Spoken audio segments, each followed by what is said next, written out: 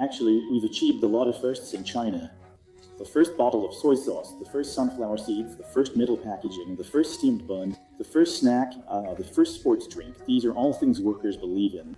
Jiahua is really good at spotting champions within the industry and also excels at innovation, achieving many industry firsts. We're deeply intertwined with people's everyday lives and have a profound understanding of ordinary folks. If you get that, you can't go wrong. That's the advantage brought by arbitrage. Is the investment style of Harvest Capital, full of human fireworks, related to your personal experience? The first thing has to do with my educational background because I studied liberal arts in college, right? Amen. Yeah, I studied literature, right? So we have a really strong sense of humanistic values and cultural literacy, which makes it easier for us to understand the lives of ordinary people. I think that's really important. The second thing is related to my family background. My mother was a teacher, but in order for me to pursue my studies, she went overseas, right? So under those circumstances, she started doing business, running companies, and she chose to focus on everyday people's lives, right? She worked in clothing, hotels, and the restaurant business. So I was able to really understand, even when I was young, that it's actually not easy for ordinary people to start a business. It's really tough for them to be entrepreneurs. So as for us, as for my generation, if I can master certain social resources to achieve today, then I am particularly willing to firmly support Chinese youth entrepreneurs.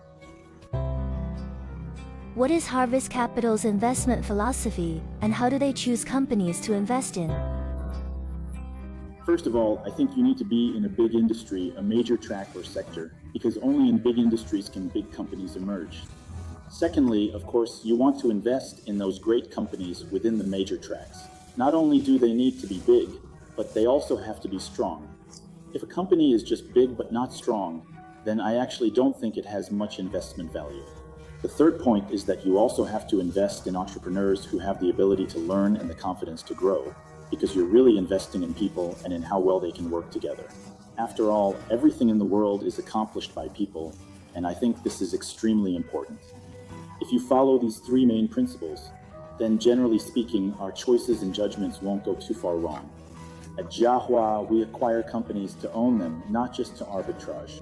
We have a strong belief in value investing. We believe that time is the true measure of a company's value, and money is simply a byproduct of capital. So Jiahua has always remained committed to value investing.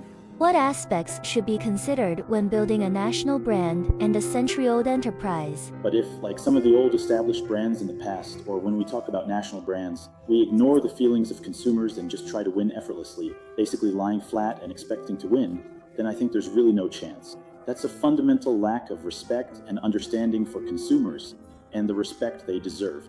I think the second point is that you need to have a strong ability to capture changes, because consumer markets change in the blink of an eye. It's very dynamic, so you need to study consumer behavior and have insights into consumer psychology.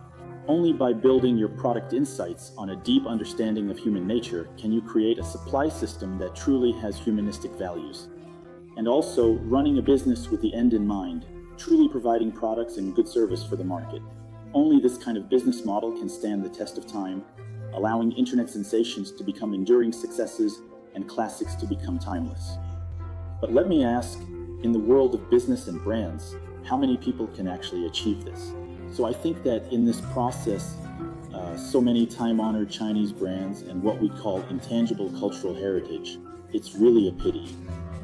There's another aspect of intangible cultural heritage that I find especially regrettable, which is the need for renewal. First, we really need to respect consumers. Second, we have to seriously keep up with changes in the market and pay attention to the characteristics of the era shaped by the rise of new consumer groups. Of course, the third point is that we really need to deliver good products and good services. And the fourth point is that even if you have good products, good services, and good content, you also need to learn how to communicate them consistently and effectively.